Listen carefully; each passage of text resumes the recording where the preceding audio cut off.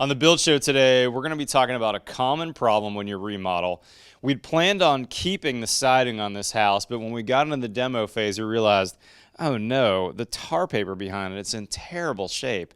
So how do we insulate this? How do we bring this house up to modern standards, but yet not cause a problem when we do that? We're going to show you all the details today.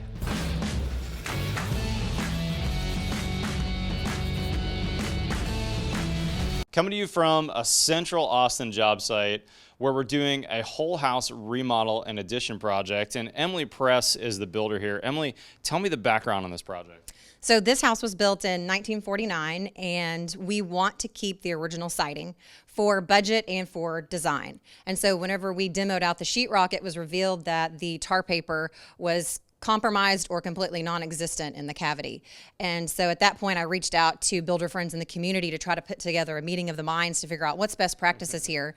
And at that point, I was hooked up with you and excited that you were wanting to collaborate on this project. Yeah, and there was no insulation in these cavities before, right, Emily? Yeah, there was no insulation at all, so yeah. So what would happen if we would insulate this? Let's think about this. If we had that bare wood showing in the back and we just stuffed it with insulation and did our air sealing, this siding that looks great from the last 70 years would suddenly have very different conditions. It wouldn't be able to dry to the back side anymore, and probably we'd prematurely kill it. It might die in 10 or 15 years. We might just start to see some rotting, some cupping. Paint films wouldn't last very long. So what are we doing here? What's the solution, Emily? So the solution that we put together is that we're going to create an air gap and then the air barrier, and then we're going to do our insulation. And so on these walls, there's 2x4 walls. And so when you do the air gap and then we have our air barrier, we have a small area for our insulation. So for this project, we're going to do closed cell foam on this project. So I'm excited for you to show everybody what we did. All right, so let's talk through the details, guys. And remember the details on this project. Even though we've got wood siding here, you could have a stucco house, a brick house, all kinds of different claddings with a compromised water and air barrier behind them. And I think this is going to work for you. Now we're pier and beam here, and we've got a mixture of different attic types. But primarily where we're working, we've got a traditional attic with insulation on the flat. So here's what we did. First, we wanted to make sure that we could get some airflow into the cavity behind that wood siding. So we were able to drill down through that bottom plate, that 2x4 bottom plate, and get into the crawl space so we could get airflow from the crawl space into that cavity. Now we also need airflow out of the cavity. We had to kind of work on that a little bit because we had some difficult situations in the ceiling line. So what we did was we drilled that top plate, but because we were coming in with traditional blown-in insulation, we actually lined that air cavity with kind of a scuba snorkel so that we could get some airflow, but also get it above the insulation. We didn't want that air traveling through the insulation. You want to try and bug screen any air holes you've got in there. Just an inexpensive bug screen from the hardware store. You're going to hammer tack that down. And also I'd recommend a little boric acid in that cavity just for extra protection.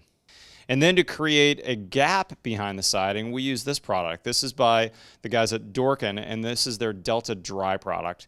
This is kind of like an egg crate material, just a little shy of a 1/2 inch thick, and it's a polyethylene mat with that egg crate shape. And what it's going to do is it won't compress as we push the insulation in later, and it's going to maintain that air gap behind the siding. Now the next step after that is in place is we're going to put our air barrier on and also a water barrier as well. We're going to be using Dorkin's Delta Vent S. This is typically used for a house wrap on the outside of the building. So it's watertight and airtight. Both of those can't get through it, but it's vapor permeable. So really this could be used in any climate zone. Excellent product. I've used this a bunch over the years.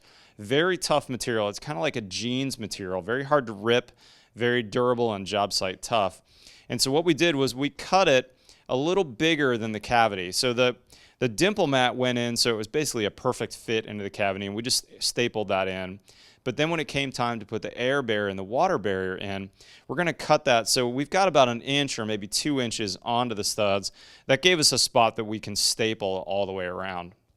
Now, Emily mentioned that she's going to be using closed cell foam on the house. That's really the best practice because we've got a very small cavity on this house to actually insulate, and closed cell foam is very high R value. We're up to R7 per inch, so we can get basically our code required insulation for this climate zone. We're down here in the hot, humid south. We really only need 2 inches of closed cell. But what if you didn't want to use closed cell, or if it wasn't in your budget? I'm going to give you two other methods that you could potentially use for insulation. The second method I like to call poor man's spray foam. This is basically taking a sheet of rigid foam and you're going to cut it shy of the cavity. You want to cut it about a half or maybe even an inch shy of the total dimensions in the cavity. You don't want a perfect fit. You want it to be loose so that then you can come in with a can of foam and foam it in place. And that again is going to give you a really good air barrier, a high R value per inch, and if you had a cladding on the outside that did absorb a lot of water, it's going to make sure that nothing's going to get past that. Now we've got wood siding here, not super absorptive. We're also on a pier and beam, so we're not super low to the ground. I'm not worried about a lot of bulk water getting into these cavities, but if that wood gets wet, we do want it to dry to the back or to the outside. And the last insulation choice for you guys is one of my favorites, which is rock wool. Now, rock wool is a great choice, but in a 2x4 cavity, you're going to have a hard time meeting your code requirements because I've got that air gap in there. If you had a 2x6 cavity, that's going to be best. But one last tip, if you're going to be using an air permeable insulation, which rock wool is, whereas the spray foam and the poor man's spray foam is air impermeable, you want to make sure that your house wrap is taped to the studs. This gets even more important when you've got a reservoir cladding, meaning stucco or brick or stone on the outside, because those, when they rain and they get wet, they can absorb a lot of moisture, and when the sun comes out, it can drive that towards the inside. So we want to make sure that we've got a really airtight cavity so that we don't have vapor coming and condensing in the back of our sheetrock. So in this case, we're going to run a bead of Delta's multi-band tape to tape that vent S to the studs on the inside, and then we can go in with a more traditional rock wool bat. Now when it comes to the windows, we've got original wood windows in the house that we're actually going to be saving and not replacing in most of the house.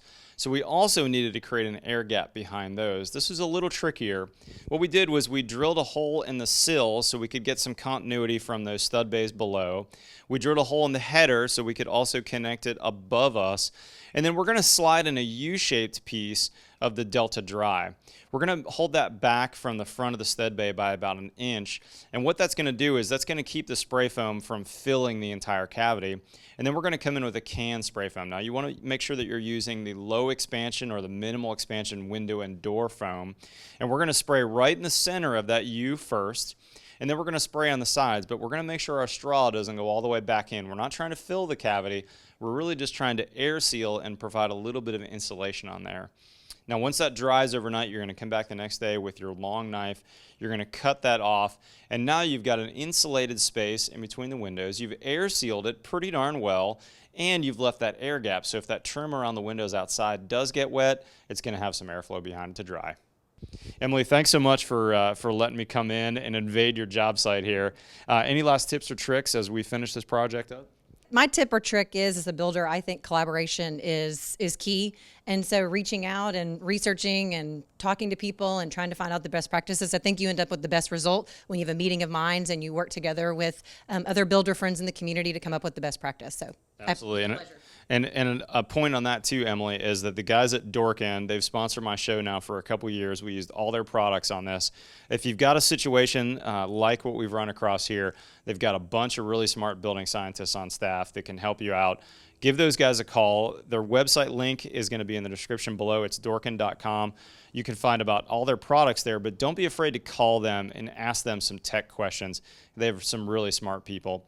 Otherwise, check out Emily's Instagram feed. She's got a killer Instagram feed and her website. There'll be a link in the description for that one as well. And of course, follow us on Twitter or Instagram. We'll see you next time on The Build Show.